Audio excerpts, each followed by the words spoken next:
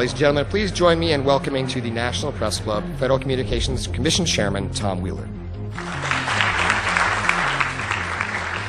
It's an honor to be here at the National Press Club. The first generation wireless, 1G, was voice. The second generation, 2G, allowed both talk and text.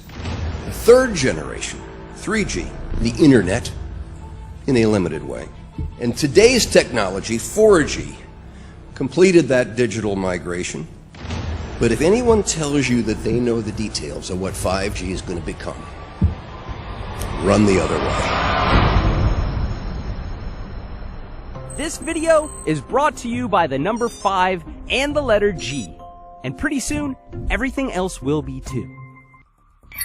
I have to tell people 5G is a killer. I'm Mark Steele. Anybody who hasn't heard me, I'm a weapons systems head-up display expert, one of the leading experts in the world. I've actually brought cover in relation to this, and the reason I became an expert was because I invented them. What I'm going to say to you today, do not believe a single word I say. Not one. I want you to do your own research. You'll find it's absolutely terrifying. You got your body card? Aye, I have. Oh, good lad. Right, because I'm talking to that. This 5G roll-up is a weapon system. I've got a letter with central government because I know about weapon systems more than anything other. In Britain, in a place in the north of England called Gateshead, a scientist there called Mark Steele has been very publicly and actively warning people about the effects of LED streetlights, which he says in Gateshead are emitting now 5G. Right, what's the crack? Yeah, lads. I'm just having a word with these Gateshead council workers about replacing these transmitters on these lights that are causing harm and assaulting the community. This is an existential threat to the economy, to the environment and humanity. If these transmitters are everywhere, then everyone's at risk, surely.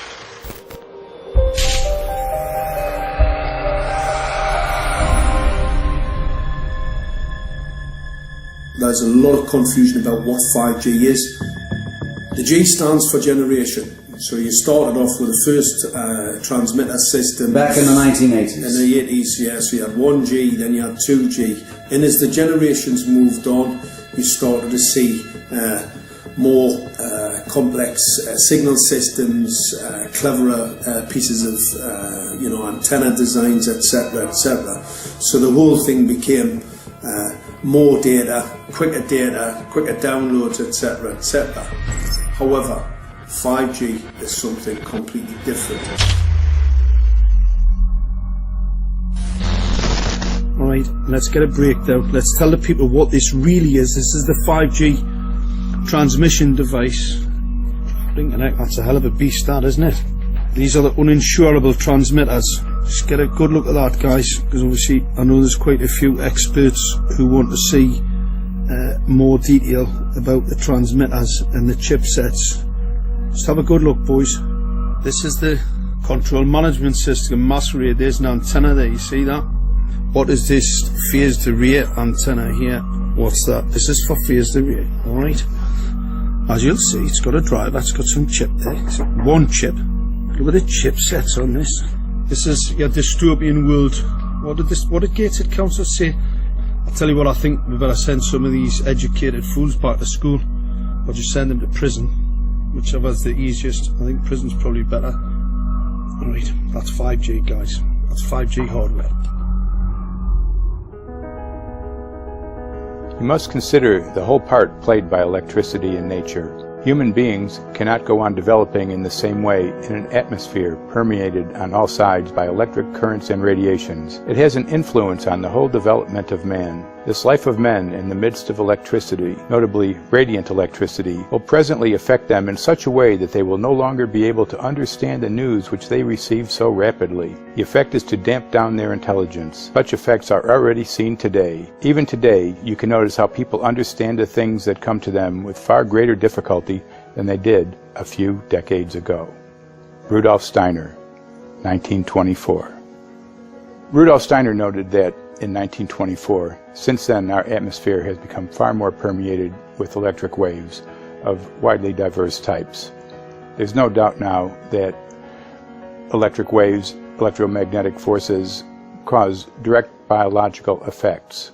There's thousands of peer-reviewed papers on this subject. There's no doubt about it. But what are these effects? How are they affecting us? What can we do about it? We're now at a stage where we're putting in what's called 5G, which is a special type of broadcast for high-density information transfers. And it turns out that this is the same frequency bands that are used in crowd dispersal weaponry.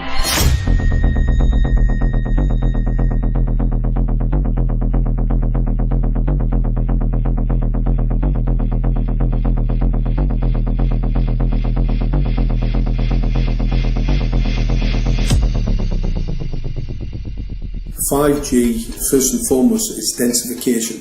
So it's significantly more transmitters in close proximity to a human, and it is also a sophisticated, illegal, unlawful transmitter.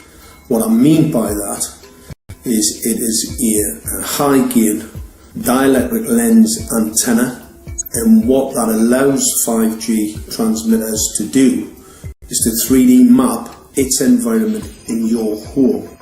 The 868 megahertz frequency is specific for battlefield interrogation systems, so sub-gigahertz. It allows the signal to travel through concrete brickwork with ease, and it can actually data gather. It is a target acquiring system.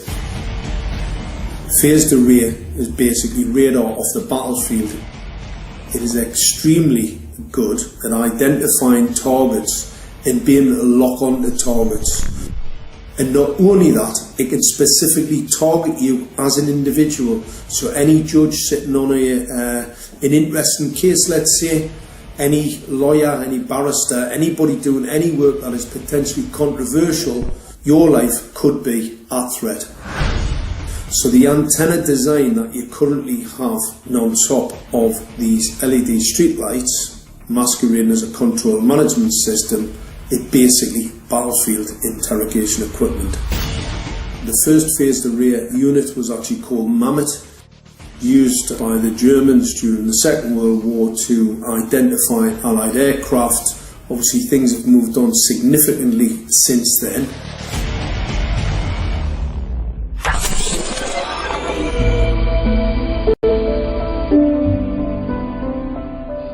Well, I joined the Royal Navy in 1960, and I specialised in microwave warfare. Radar, obviously, which uses microwave, but they don't just teach you radar, they teach you all about microwaves and other uses. So I understood about microwave warfare and how it can damage people, how it can harm people. Microwaves then were used as weapons, as they are today. It is a perfect stealth weapon, and when governments don't like a group of people, for instance the ladies who protest at Greenham Common in England about the American missile base they camped, they were microwaved. We microwaved Catholics in Northern Ireland to make them sick. It goes on all over the world, and it's a weapon that you don't know you're being targeted, because the dose is very, very low, which is actually more dangerous than a high dose. It's very, very low, and it may take a year or two, but you can cause neurological damage and cancers with low-level microwaves, and you can make all your opponents sick. It's a perfect weapon for a government. Our impulses are being redirected. We are living in an artificially induced state of consciousness that resembles sleep. Their intention to rule rests with the annihilation of consciousness. We have been lulled into a trance.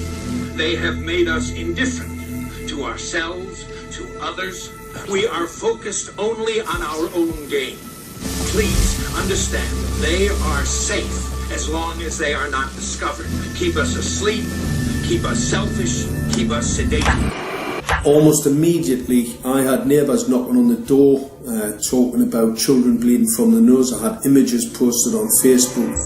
And one neighbour in particular came to my door and mentioned the fact that since the LED street lighting had been installed, she was bleeding from the nose every single night. I thought it was unbelievable.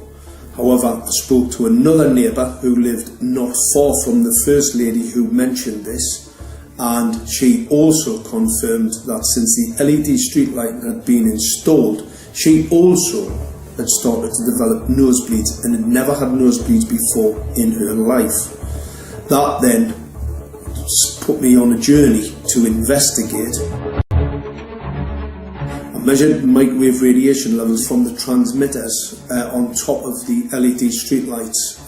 The basic 868 megahertz, it was significantly higher than the current Council of Europe 1815 resolution, which is a maximum of 600 millivolts. I've measured up to over 3,000 millivolts. 5 to 6 times higher than the guidelines. Significantly higher than the current Council of Europe 1815 resolution, which states that 200 millivolts should be the maximum. The Bioinitiative report states that it should be significantly less than that. So we've got the Council of Europe, that's, you know, the international criminal courts are stating that, you know, the learned judges have said that 200 millivolts, and I'm measuring in bedrooms in Gateshead minimum 600 and up to 4,000. Does this mean that in 2020, 2021, when 5G is destined to roll out globally, that you're going to get those kind of readings everywhere all the time? Everywhere all the time. Worse than that? Worse than that. Yes, 5G will connect the Internet of everything. If something can be connected, it will be connected in a 5G world. Hundreds of billions of microchips connected in products from pill bottles to plant waterers, requiring massive deployment of small cells. We won't wait for the standards. Now, to make this work, the 5G build-out is going to be very infrastructure intensive.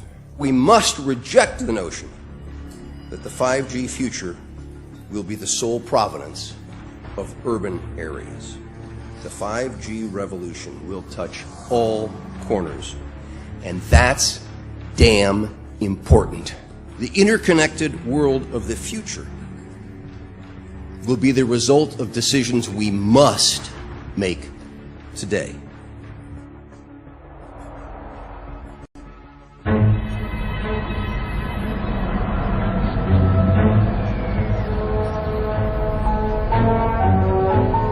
The main issue before us today is Senate Bill 637 and Senate Bill 894, the former by Senator Hune, the latter by Senator Knopf. We're going to invite the first 4 witnesses in support of the legislation, and that would be John Jones with Sprint, David Lewis and Andy Emerson with AT&T, Neil Krevda with Verizon, and Frank Alcavetti Jr. with T-Mobile. So be straight with me. Is it true? It could be. No, well, very few cases. There was an unfortunate incident out in Iowa. Look, gentlemen, practice these words in front of the mirror. Although we are constantly exploring the subject, currently there is no direct evidence that links cell phone usage to brain cancer.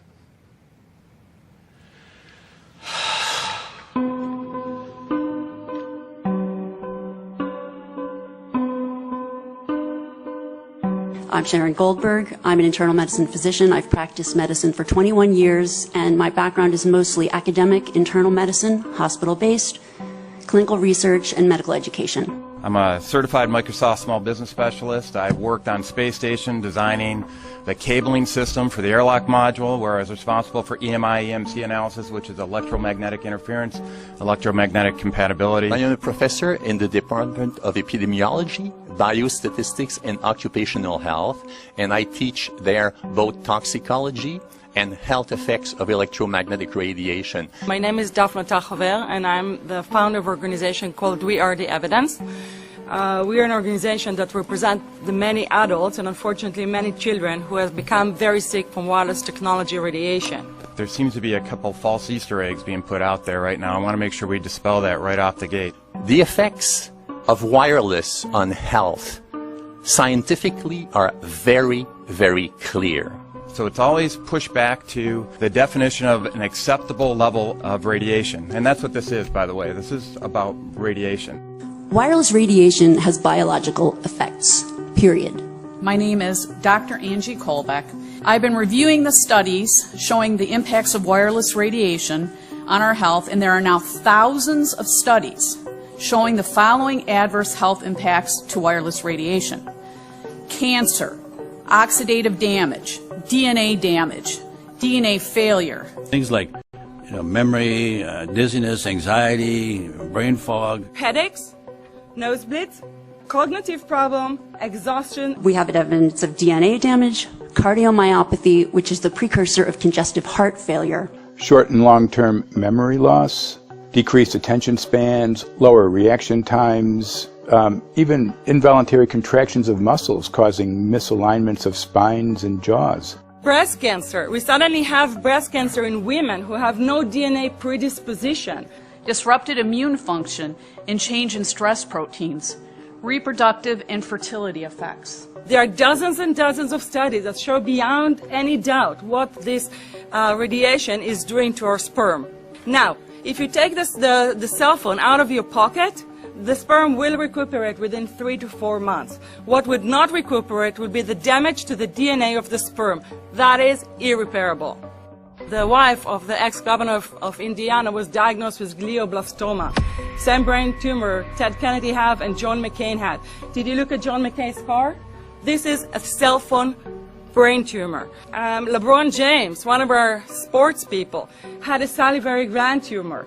That is another cell phone tumor. You didn't hear about it because immediately after that was discovered, he was paid by Samsung to become their spokesperson. We are seeing increases in brain tumors. We're seeing increases in Alzheimer's. We're seeing increases in all of the neurotransmitter diseases, ALS, Lou Gehrig's disease, Parkinson's. These are all disease systems that are known to be associated with low-level energy exposures. We talk about 24/7, around-the-clock exposure, wherever you are and your whole body. You never get away from it. And it seems from our studies that maybe your immune system can cope with for a time, but it will deteriorate. Then the irradiation will definitely damage cells at their deeper level, and the question is what will then happen? These are out of peer-reviewed papers, so these are not just hypochondriacs thinking that they're doing it.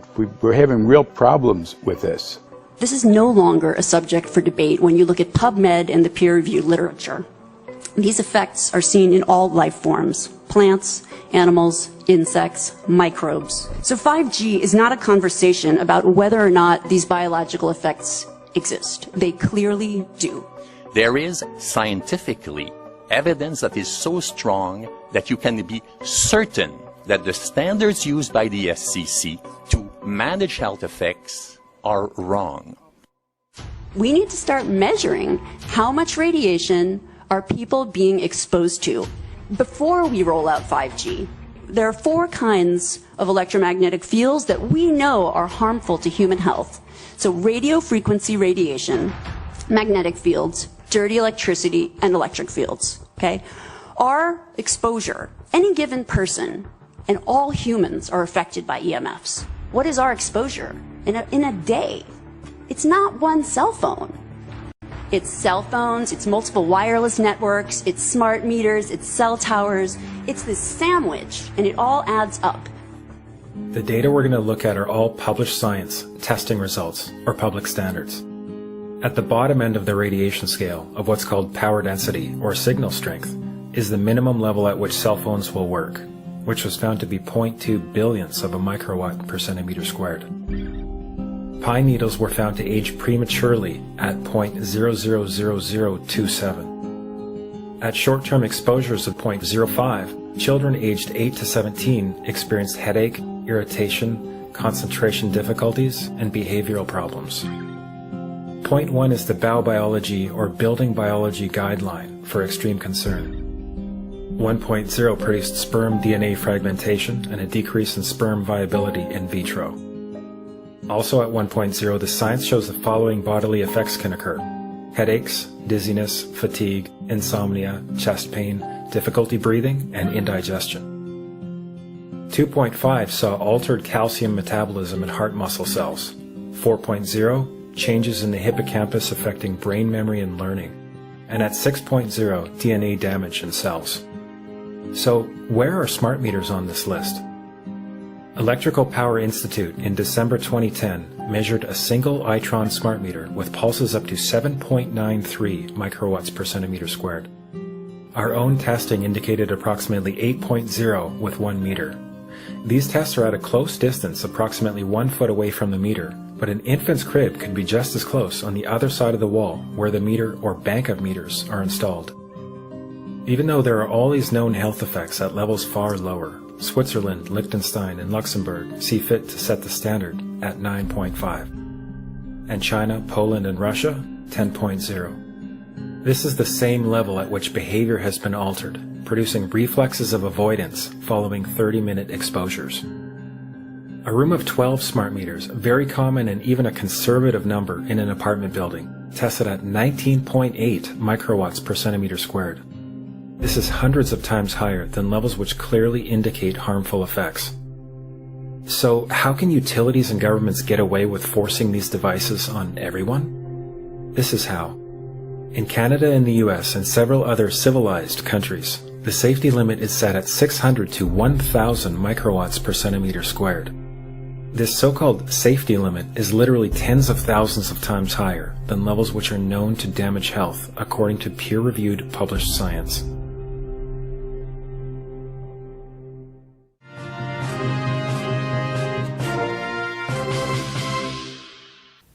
Faster, better, more reliable internet. That's the promise of 5G technology, but there is also the peril. Health hazards associated with radio frequency that is higher also and requires more transmitters and antennas. And the stark, simple fact is the health hazards are unknown and unstudied. And that is a sign of neglect and disregard on the part of the Federal Communications Commission that seems unacceptable. There have been no answers so far. The FCC basically has said everything's fine, but in order to reach a conclusion about the health and safety of this new technology, we need facts. Mr. Chairman, thank you for having this hearing.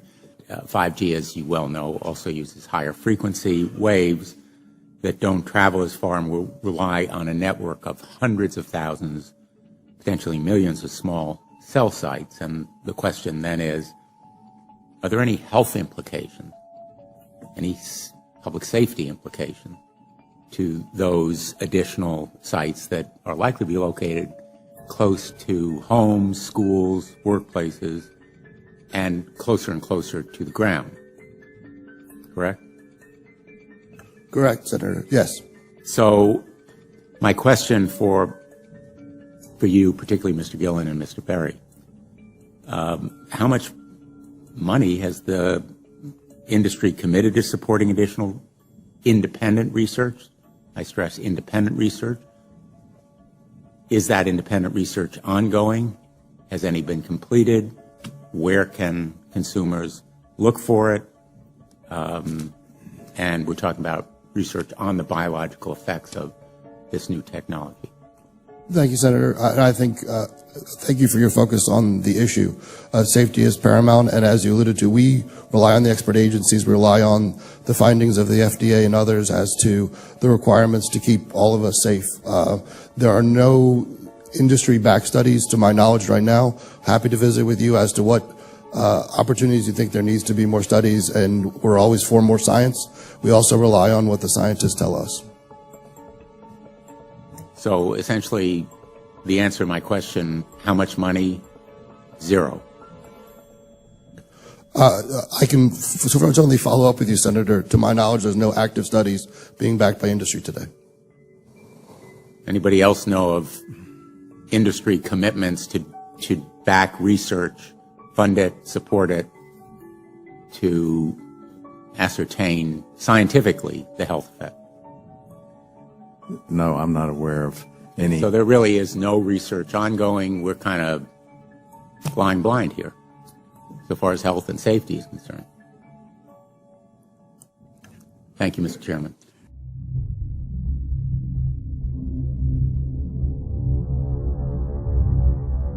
You're a trained medical professional. Yes. We don't have one on the panel. What are we to make of the American Cancer Society, for example, telling us there's no evidence of harmful product? Many of these organizations have conflicts of interest. Very briefly, if you can, what do you mean by conflict of interest? One of the first things that you teach residents is that you always have to look at the funding. There's a tremendous amount of sponsored research by people who are hired to do studies to find no effect. And that's plagued this field in a number of countries. The radio frequency radiation work that we did was supported by Motorola. The relationship was really very cordial and very stress-free, but only up until we started generating data.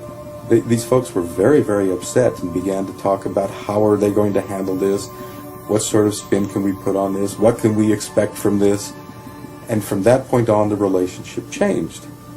What we saw was that Motorola began to exert more and more control over the work, telling us what to do, telling us how to write abstracts, what to say in the abstracts, what to say in the papers, how to do the work. No, don't do this. Yes, do it this way. This was unacceptable. I had completed our study of DNA damage, and I submitted the final report to Motorola. They simply weren't willing to accept my interpretation of my study, my evaluation of my study, my knowledge of science at that point, and tried to urge me not to publish the study. Did you hear about people coming to you as far as having complaints about illness? We were made aware of health complaints following installation of smart meters, and we wanted to verify this using our field work. So I measured the field of about 30 different people while they stood 1 foot in front of the smart meter, and in every single case the human energy field was obliterated as they stood in front of the smart meter. So in our first slides, what we see is normal cells, and the structure of the cells is intact and sound. This is what we would expect from a normal sample. So after 2 minutes of exposure in front of the smart meter at about 1 foot away, we see a totally different story. Sample 1, you can see a lot of degradation in the cells. The cell walls have been broken, and you see changes in the cells which are called mycoplasma. It shows a mutation to the cell. In the second sample, we see a different type of degradation to the cell membranes. You can see a corrugation here. This is called bottle cap formation, and it's known that this occurs due to oxidation or exposure to free radicals.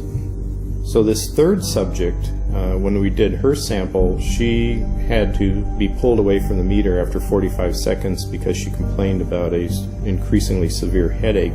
And here you see a phenomenon called rouleau, where the red blood cells are stacking up, which makes it very difficult for the blood to deliver oxygen to the tissues as they would be their normal function. Every single one of these is a degradation. Every single one of these shows a trauma to the blood cells, and that came from something, and the only variable was the smart meter. The good news in all this is the patient and the blood can return to normal once they have been removed from the influences of these stressors.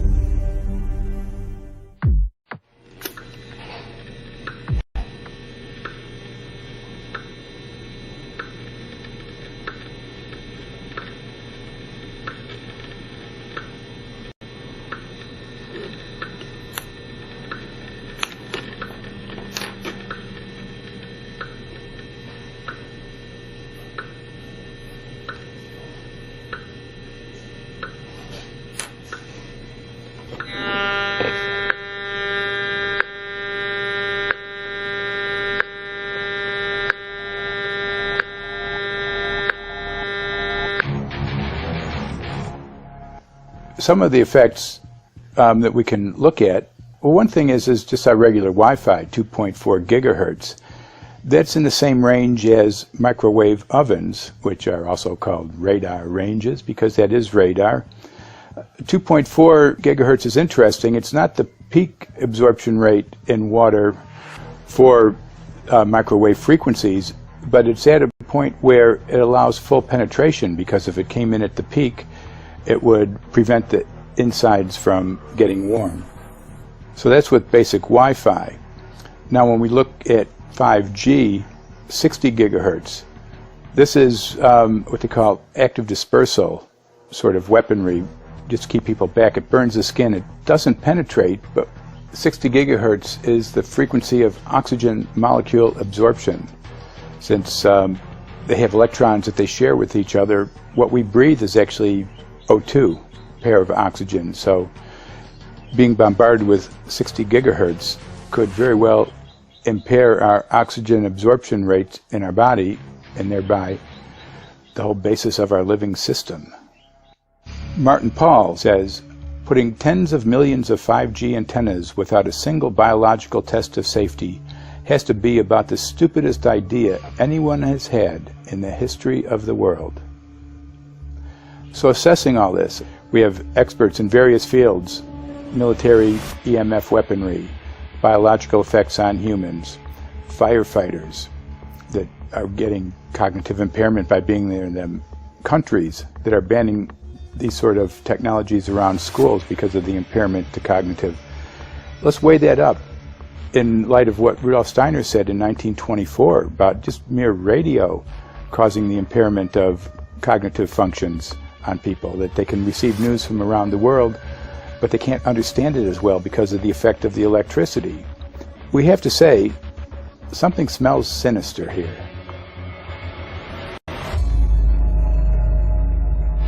With the 5th generation, it's actually a whole new ballgame. It's not using the same technology. They're switching to military-grade millimeter wave technology. And when you look at this technology, I mean, if you go and look at DARPA reports, come and look at some of the patents that the United States military has put out on what they can do with psychological weapons, all sorts of things, crowd control, active denial, anything you can think of, this is what they can do with 5G. So any type of military application you can think of which has an electromagnetic base, they can do with 5G. And they're putting this out blanket across the population. Ladies and gentlemen, the President of the United States. Good evening, my fellow Americans. In the councils of government, we must guard against the acquisition of unwarranted influence, whether sought or unsought, by the military-industrial complex. The potential for the disastrous rise of misplaced power exists and will persist. We must never let the weight of this combination endanger our liberties or democratic processes.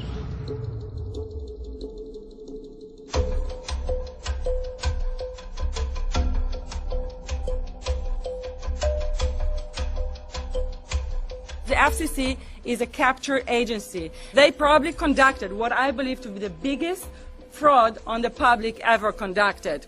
The FCC has been described by Harvard University's Center for Ethics writer Norman Alster as the most captured agency in D.C., acting more as an industry cheerleader than a regulator. This is especially true today with 5G, where there are serious safety concerns and potentially misleading information coming from the FCC.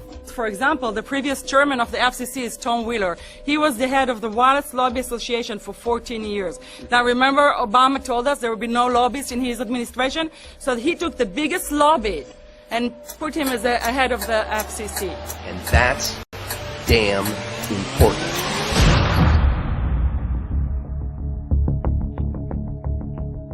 In 1993, the FCC started a rulemaking to adopt the IEEE regulations on this issue. IEEE is an engineer association. Why is it that we adopt regulation of engineers who maybe know how to measure this radiation when it's passing a wall, but not when it's passing a body? All our health agencies objected it, saying that it makes no sense to adopt engineer association, that they had not even one biomedical person on their team. They are effectively indemnified against adverse health impact lawsuits when the acceptable limits are higher than the limits actually shown to show harmful health effects. The FCC guidelines were developed for short-term exposures, 6 minutes, 30 minutes, depending on it's a phone or an outdoor exposure. And they have absolutely no connection to the biological effects that have been very clearly summarized in the BIO initiative. So as you can see, there's a number of individuals in this room today that have serious concerns about this as regards to their health. If one of your companies decides to put one of these small cells up at a pole that's within, say, 50 feet of one of their houses, what recourse do they have to say, is there a way to move it somewhere else? There's language in the bill so that the authority can require the applicant to come forth with certification of compliance with the FCC's rules related to radio frequency emission. Remember that denial of request or denial of permit request that you can put in? It's going to point back to the acceptable levels as determined by the FCC. Not the EPA or not the CDC, the ones who usually take care of health concerns, but by the FCC, which is staffed by former members of the telecommunication industry. That's the fox guarding the hen house. It's a fact that most insurance companies will not indemnify against EMF effects. Telecom companies around the world are warning their investors of potential major costs due to real or alleged risks of EMF pollution from their products. Interestingly enough, they're warning their investors, but they're not telling their customers. They're basically keeping it quiet because that's where their money comes from. So we're using technology that could be very potentially harmful to us, and the investors know it. But their only worry is that they might lose money, not that our health might be affected. First of all, I think what you should really think about is why is it that they're not insured? It's not that they chose to be self-insured. They actually rejected by the insurance company from being insured because they understand the risk. And so the insurance companies, the big insurance companies, will not insure the telecommunications? So there's insurance companies, and then there's what's called secondary insurance companies. Secondary insurance companies are the insurance companies that insure the insurance companies. So in an event, an insurance company, let's say I insure Verizon, and it may not be able to meet the claims, then the secondary insurance company is kicking in. Like Lloyd's of London. Sorry? Like yes, Lloyd's of exactly. London. So two leading ones would be Lloyd's of London and Swiss Re. Both told the insurance company not to insure the wireless industry, and this is why they're not insured. And that should give you a hint. Now, this is exactly why they have to prevent a health lawsuit. And how did they prevent lawsuit? That goes back to Section 704.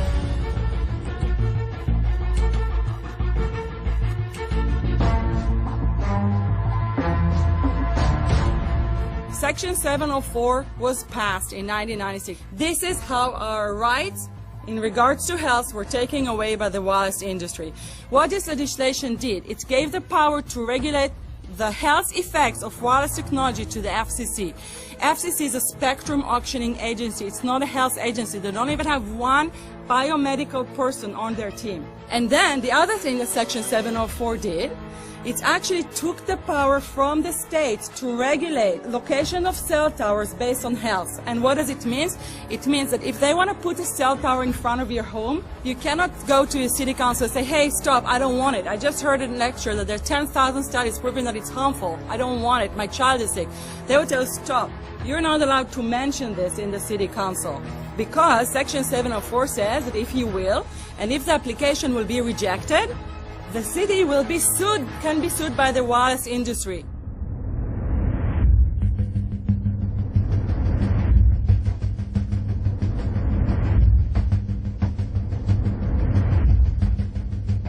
A major U.S. government study on rats finds a link between cell phones and cancer. Very first government study linking the radiation from cell phones to cancer. 2-decade, $30 million federal study out today found there is some evidence of a link between cell phone radiation and brain cancer.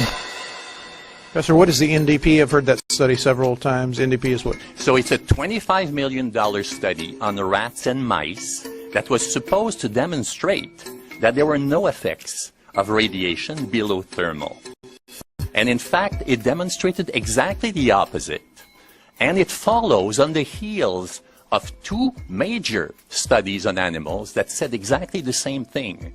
And that study was designed perfectly to make sure that it cannot be challenged, that there will not be any doubt. That's why it took them 14 years. That's how they prevented discussion of health. And why do they want to prevent discussion of health if there's no problem with health? Simply put, FCC is completely unprepared, unable, and possibly unwilling to oversee 5G for safety, even as it barrels toward us. They are falling back on tired definitions and panaceas long since disproven by science. To make matters worse, recent FCC rulings and numerous industry-friendly bills passed at state and federal levels between 2016 and 2018 removed the last vestiges of local and state review over infrastructure siting, just when we need it the most. When those first studies were performed years and years ago, nobody knew about the importance of the microbiome, the role of the microbiome and the immune system, and even less the role of the microbiota inside our brains, that is, the microbes that are normally resident inside our brains, whose influence on brain function is nothing but immense. And you may think, well, who cares about the microbes? The less microbes we have, the better it is. Well, we know by now that this is not absolutely the case, because microbes are truly essential for the development and function of all our organs and systems. Our immune system is based on the microbes we have in our gut. And our brain also has microbes that influence its function. In tests, it's been found things like mold. If you grow mold inside a Faraday cage, it'll grow one way, and then, even if the electromagnetic fields are around, take the Faraday cage away, and some sort of 600 biotoxins are developed within the mold because of the effects of the EMFs upon it. Electromagnetic fields, even of weak quality, have an effect upon our microbiome, which is really essential to our whole being. This is going to eviscerate microbial DNA inside human beings, which is our effective operating system, number one. So it may not impact human DNA in laboratory experiments right now, and they're saying it doesn't impact human DNA. But given that human DNA is less than 1% of the cellular DNA in the human body, the rest of the cellular DNA is microbial, and we know that this will eviscerate microbial DNA. So we're talking about a takedown of the operating system of human beings. Exactly. I couldn't have put it better myself.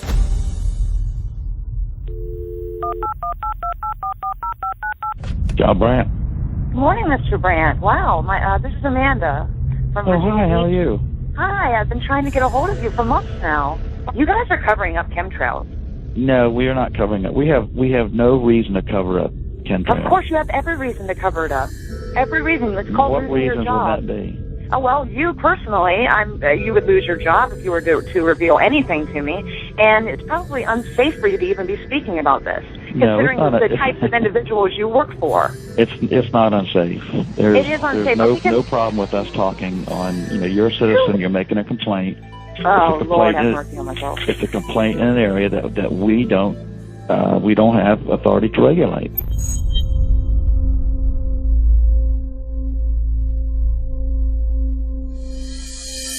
So the connection between chemtrails and 5G.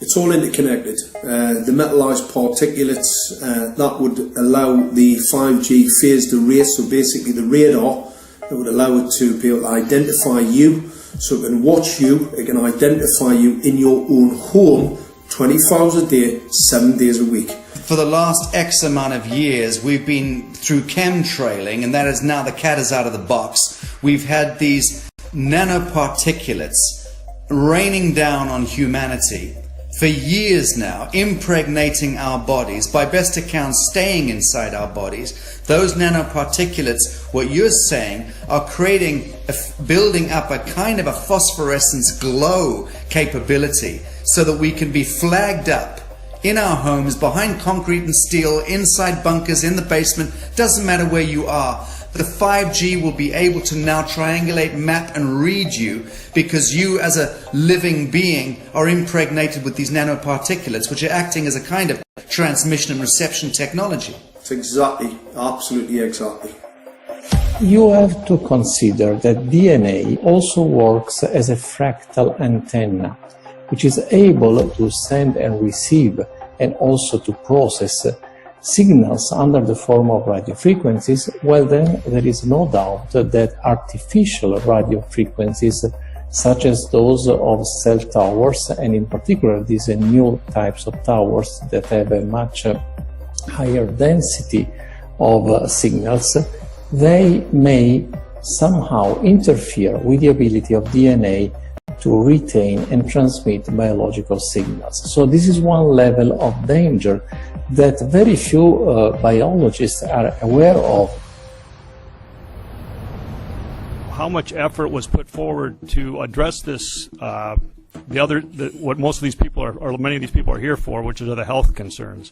Was there any dialogue back and forth? Was there any working? Was there many studies evaluated to look at regarding this area? Maybe not every person that has concerns on the legislation was brought to the table. Okay, so from your perspective, you feel that there was a legitimate amount of time to evaluate the data that the opposition would have on this? Absolutely, and I wouldn't put forth something that I didn't believe in.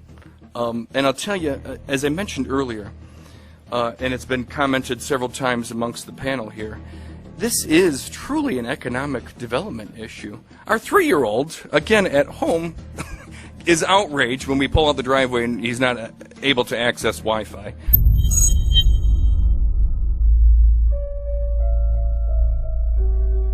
I think anyone who puts Wi-Fi into a school should be locked up for the rest of their life. I really do. I think they're not fit to walk on the surface of this planet because they haven't looked at the research, and whatever incentive they have, it is not worth the genetic problems that parents are going to face with their children when they're born. France has banned Wi-Fi in nursery schools and put warnings out for regular schools because they're finding there's impaired learning capacity in children when they're around Wi-Fi. And they have to put up warning signs where they put Wi-Fi transmitters.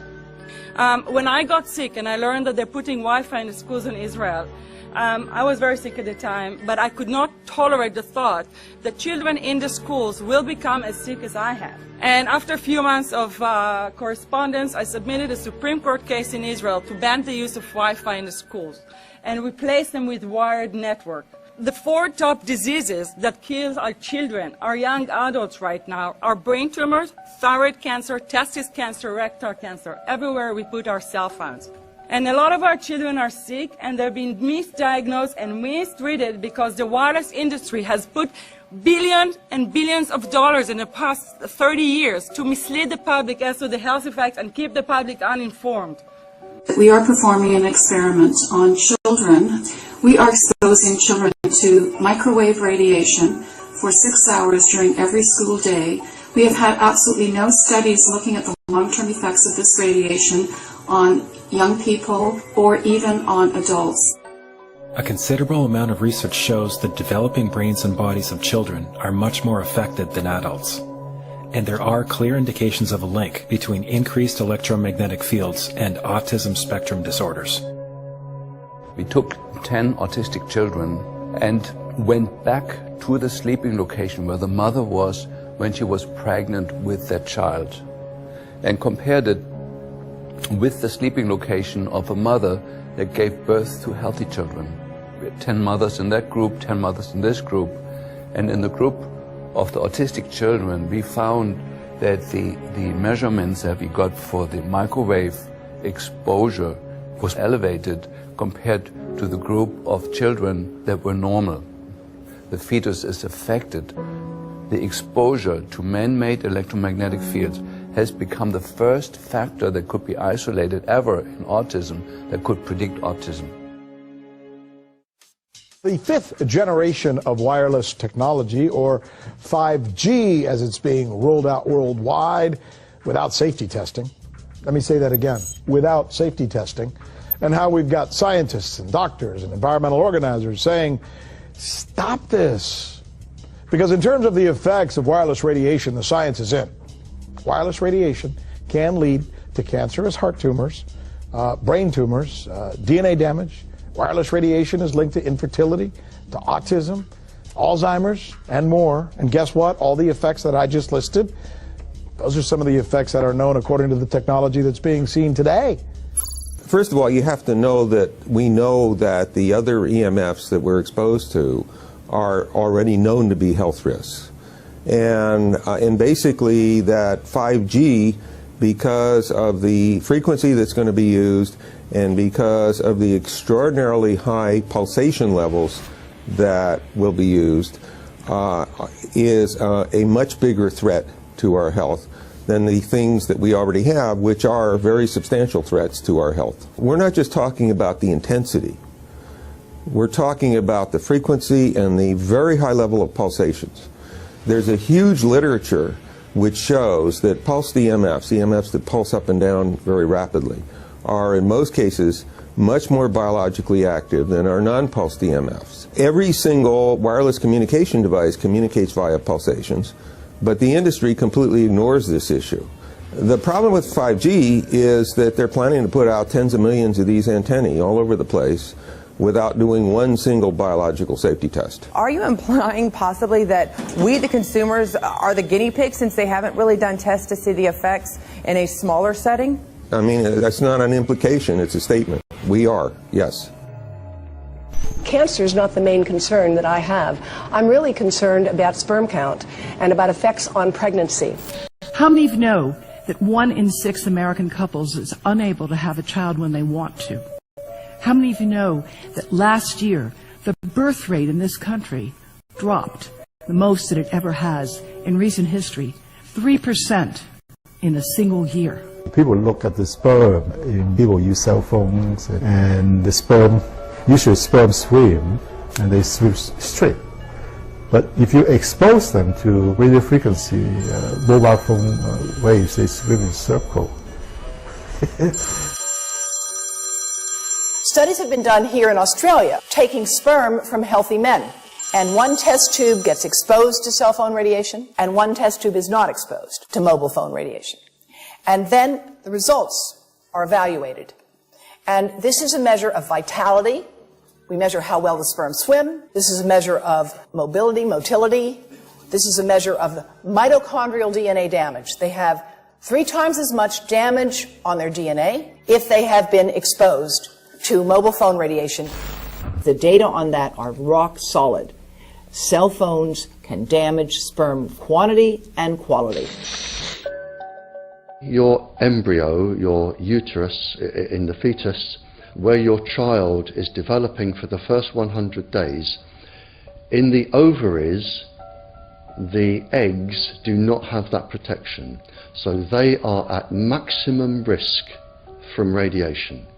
And for the first month or so, you wouldn't even know you were pregnant. You wouldn't even be taking precautions. That is the main danger area. So you give birth to a daughter,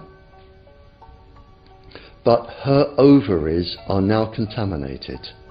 She may be normal, she may be genetically damaged, but her ovaries are at the most risk.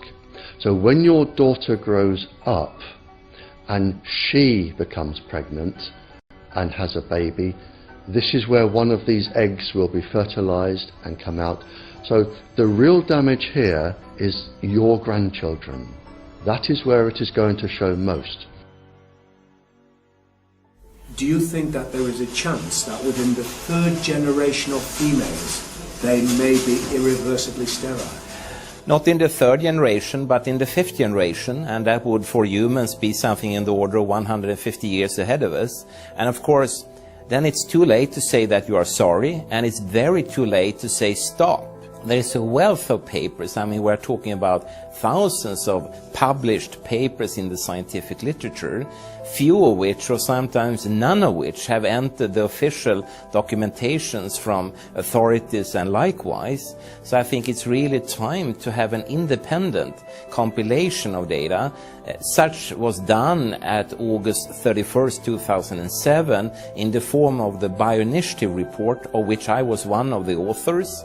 And then we put together approximately 2,000 scientific references on a little bit more than 600 pages, clearly saying that if you, for instance, if you are a rat or a mouse or a cell or a molecule, you should definitely not allow yourself to be exposed to this.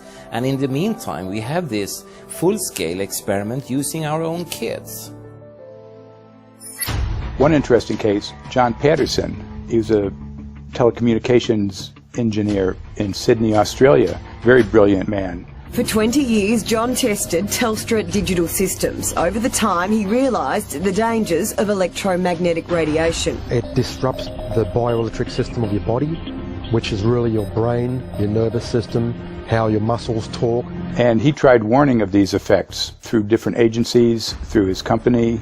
Got all the test gear out and measured it and drew up a report, and I was immediately removed from service. Finally, in 2007, he took matters into his own hand. He commandeered a used British Army tank and went and destroyed 6 cell phone towers in Sydney, Australia, because he wanted to stop this. He was trying to make a point. The message was that how dangerous it was. You know, these people were elected by us to manage our infrastructure in a responsible manner. That is the sole purpose of government if it's going to exist at all. And if it doesn't do that, then it has no right. It is invalid. So we need to pull this infrastructure down. We really do.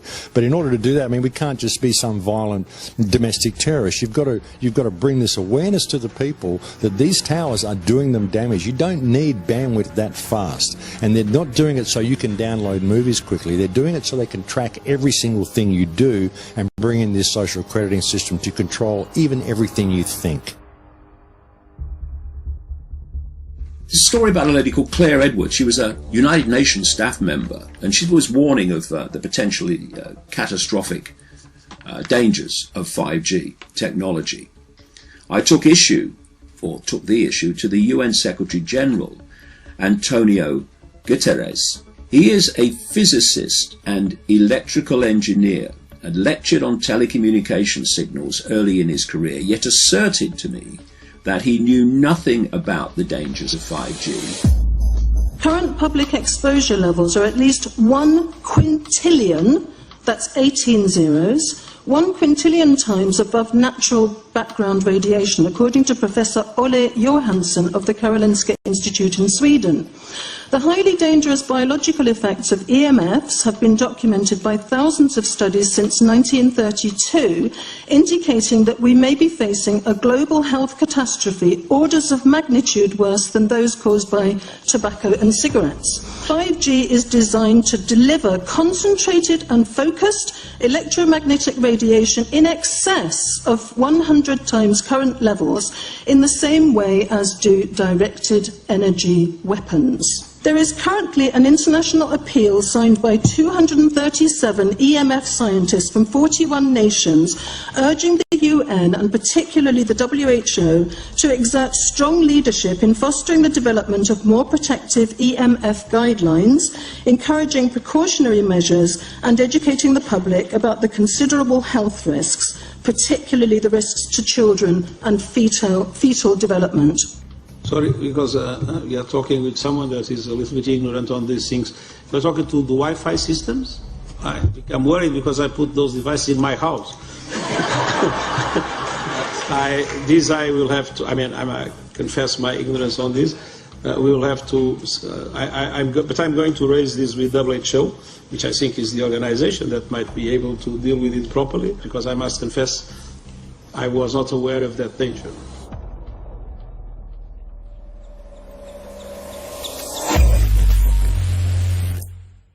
In 1996, when the Telecommunications Act was passed, in it was a provision essentially that kept local officials from addressing health issue concerns when approving or not approving a cell tower. So that's correct. But then something new is happening. We've talked a lot about it on the Solari report, thanks to Jason Bogdan-Smith and his website EMF Warriors. But this is new. This is very, very new. So you're basically, sending out an appeal on something that in one sense hasn't happened yet. This is not just an incremental change. This is a big step up. It's a sea change. An onslaught's not an improper word. It's a bombardment. So instead of a cell tower 1 mile or 2 miles from you and you still have cell phone service, we're going to have antennas every block, and some poor soul is going to have one mounted to a utility pole, maybe less than 20 meters from their home. So this kind of, invasive bombardment with this many antennas, I mean, just in 1 square mile, if you do the math, 1 per block and 16 blocks per mile, that's about 250 antennas per square mile. The millimeter wave is untested. Former FCC Chairman Tom Wheeler openly said that they don't plan to test. We won't wait for the standards. And then our appeal also addresses the fact that there's a plan to roll out 5G through satellites in low Earth orbit. So 20,000 satellites, which will cover every square foot of the planet with a 5G signal. 6, 5, 4, 3, 2, 1. Night after night, politicians and other leaders were telling Americans that Sputnik revealed that we were at great risk. Not just our pride, but our security is at stake. If Russia wins dominance of this completely new area, well, I think the consequences are fairly plain. Probable Soviet world domination. We choose to go to the moon in this decade and do the other things, not because they are easy, but because they are hard. Because that challenge is one that we're willing to accept, one we are unwilling to postpone, and one we intend to win. Welcome, everybody, to the White House. This is White House 5G Summit. My name is Justin Clark. I'm the Director of Public Liaison, and we are thrilled to have you here today. Really happy to be joined by a lot of leaders in industry, members of Congress and the Senate, White House leaders on this, and people from the FCC.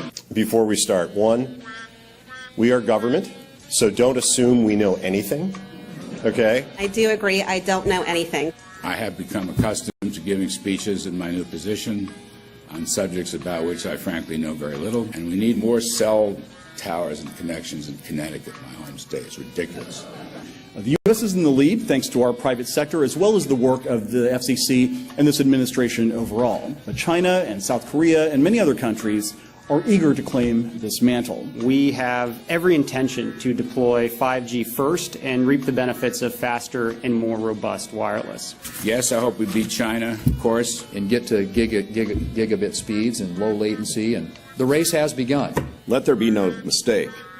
The race to 5G is a sprint. Winning the global race to 5G, it's a national priority. We must bear in mind the national security implications of winning the race on 5G. Today we're talking about the importance of being first in 5G, continued commitment to putting America first in the race to 5G. We're calling it America First, 5G First. Well, our strategy is called the 5G FAST Plan, a plan to facilitate America's superiority in 5G technology. Connected devices for health applications, which I love, has the capacity to make people healthier, as I understand it, a lot of medical applications. Industry is not asking the government for money to build 5G networks. They're asking us to cut the red tape that surrounds infrastructure deployment. We cannot let today's red tape strangle the 5G future. The red tape slows and sometimes stops the building of densified network facilities necessary for 5G. As we continue our efforts to keep government out of the way so that America can continue its leadership for America to win the race to 5G. One path is the government regulatory path. The other path is the private enterprise free market. Gales of creative destruction, Schumpeter path. Have you ever heard that? Gales of creative destruction. It just means let it rip. The new replaces the old.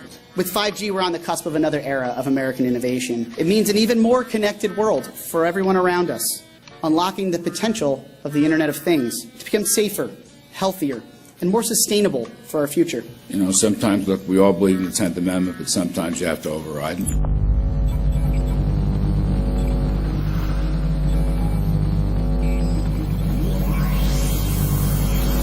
By the way, the 1996 bill permits that kind of override. We're not here to be completely heavy-handed, but sometimes you got to do what you got to do. And some of these states or cities that don't want to cooperate want to shake us down. We can't allow obstacles and barriers to stop this movement. That's all.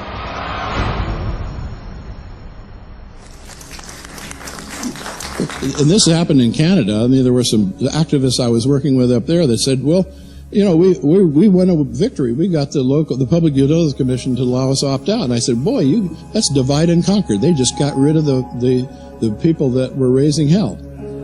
So, you know, that's not the answer. We need to opt out everybody. An opt-out is an agreement to pay to not be harmed. An opt-out is volunteering into extortion. An opt-out says that if I don't pay you, you have the right to harm me. So that doesn't work. This is a mandate. This is being pushed down your throat by a company that is not responsive, by a government that is not responsible, and it's being done in a collusion that's designed to undermine the individual rights of individual people in communities across the country and around the world. The Minister for the Environment has a duty. His duty is primarily to ensure that there is cleaner, better, healthier environment for people in this country. It's a simple duty. He also has a responsibility in regard to science and innovation to make sure that that happens. What seems to be happening here, in fact one could say undoubtedly happening here, is he's using science and innovation to ensure that our right to life is threatened. There have been no public debates. There is no public discourse. There are no public disclosures as to why, when, how, what is going on in regard to 5G. That by itself is a breach of ministerial responsibility, and one which we really should look at in terms of a private prosecution against the ministers who have failed to protect our right to life. Okay, smart technology, smart meters, smart cars, not that smart, huh? What does smart mean? Anything that has smart attached to it, secret militarised armaments in residential technology. That's where smart came from. And smart, every bit of technology that you see today has all been developed for either some type of battlefield, some type of intelligence gathering system, and obviously these developments have to be commercialised, and people have actually took them into their homes. The definition of a smart grid is a wireless system that will fundamentally turn every single appliance in your home into the equivalent of a transmitting cell phone. That's every computer, every television, every furnace, every air conditioner, every coffee machine, every printer, every single appliance that you have in your house will eventually, in a smart grid, have an antenna that's embedded into it that will transmit your usage data to a smart meter on the outside of your home that will then transmit your usage data to another tower receiving that usage signal that will then go to the utility company for supposedly billing purposes. Not all signals will just be about your individual use. There will be aggregate meters that will bounce signal from house to house to house within a neighborhood that will then accumulate all of the usage data that will transmit that to the utility company. Now, what that will do is that the end metering system that is transmitting all of that data will be firing an RF signal at many, many times a second, which will increase the average homeowner's radio frequency radiation exposure exponentially. This picture shows some aphids on the leaf of an orange tree shortly after radar equipment was installed at a nearby airport a number of years ago. I noticed that every few seconds all the aphids would tense up in unison and do sort of a little dance, as you see in the picture. Upon further investigation, I found that the interval of time between the activity of each dance coincided exactly with the rotation of the radar rotor device at the airport, which was a distance of approximately 14 miles. The antenna arrays create this steerable beam, which helps concentrate the energy. The beams get pointed at the user. What's a MIMO tank? Massive in, massive out. British government have got a plan to roll 400,000 out. This is so that you've got 5G in every nook and cranny, every part of the countryside, so that you can have autonomous tractors, believe it or not. However, those transmitters, these are radar. It is phased array radar. Though that radar signal sweeping the countryside will kill every pollinator, every biological structure, it will sterilise livestock, it will kill the ground, so consequently land won't have a value, Obviously farmers will die. The community will be under attack. The community will be under attack. If we can't produce food, if we kill all the pollinators, we're in serious trouble. The takeaway is that 5G, the $1 trillion rollout of 5G by our friendly local government, is definitely a weapon system masquerading as a modern efficiency technology. It most certainly is, and what I put it down to, it's economic terrorism. There is no value, nil, in killing off your population, in destroying your ability to grow food, to kill all your pollinators. They may have a nice financial number on a piece of paper, but in reality, dementia, diabetes, all the things that are currently crippling the NHS, a burden on the country, illness, mental health issues, the focus of that cause can be identified and has been identified in the science. The science is proven. The epidemiological data that we're seeing on the street is now substantiating that science. The DNA inside you, the mitochondrial DNA, you can trace unchanged to your mother, her mother, her mother, right the way back to the beginning of the human race in Africa, the Stone Age. It is unchanged, the mitochondria, and that is being unchanged in your children, which means if you damage it, your child could be genetically damaged, then her child, and her child, and her child, forever. You are condemning the future generations of every single child. There is, however, a light at the end of the tunnel, or there is some ray of hope. Thanks to the principles of biological quantum entanglement that we have learned how to exploit in the field of biology and medicine, now we can transfer the information from the microbial DNA to the human DNA. And in so doing, we can train, so to speak, the microbes to withstand whatever extreme condition they are exposed to, including this new technology. And then we can train them to transfer this resilience of theirs to our DNA. So let's say that there are good reasons to be worried about the introduction of these new technologies, but fortunately, since the knowledge in the field of quantum biology, in the field of microbiome medicine is advancing as fast as potentially harmful technology, then we can exploit this knowledge to protect ourselves from any real potential or perceived danger from these new technologies. I've met with molecular and cellular biologists, with blood microscopists, with weapons development experts, frontline activists and researchers, and all the stories I'm hearing from these experts and pundits leads to the same thing. 5G is almost certainly the end game. It is an extinction event brought into our homes, into our classrooms, onto the high street, into the very cells and DNA in our human bodies. It is such a perilous threat that it is almost impossible to imagine, let alone describe. When the 5G signature goes live, it will tap into a multitude of satellites which are in geosat orbit around the surface of the Earth.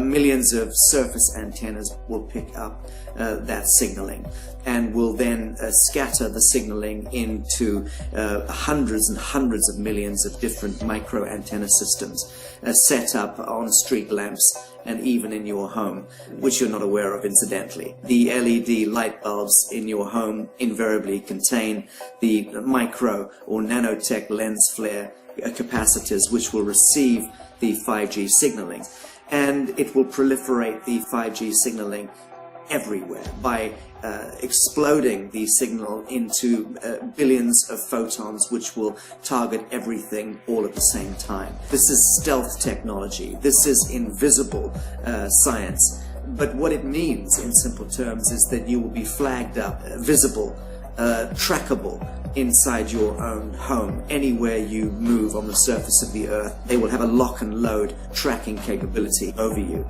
You will be visible to invisible masters, each one of us, all the time. Today, our governments and the corporate sector have managed somehow to infiltrate the mainframe of our civilization and are pushing through a $20 trillion infrastructural rollout without any, and I mean without any, health science running behind it. There have been no tests. Your government and your health authorities are either in collusion on this matter of genocide and ecocide, or they're just damned stupid. And I would suggest it is the latter. Shame on the technologists and the electricians who are furthering this technology in our homes, in our offices, in our streets. Shame on the legislators and the parliamentarians and the troglodytes and bureaucrats that proliferate our society today. Shame on that echelon for putting their signatures to contracts which allow the fast tracking of this technology into our homes and onto our high streets. Shame on the parliamentarians and international leadership whose wet ink signatures and seals of office are sanctioning and permissioning the rollout of something which is arguably the greatest threat to humankind. Shame on each one of us who now fail to get up out of our homes, walk out of our front doors, and challenge every so-called authority who dares to violate our bodies, our homes, and our future generations.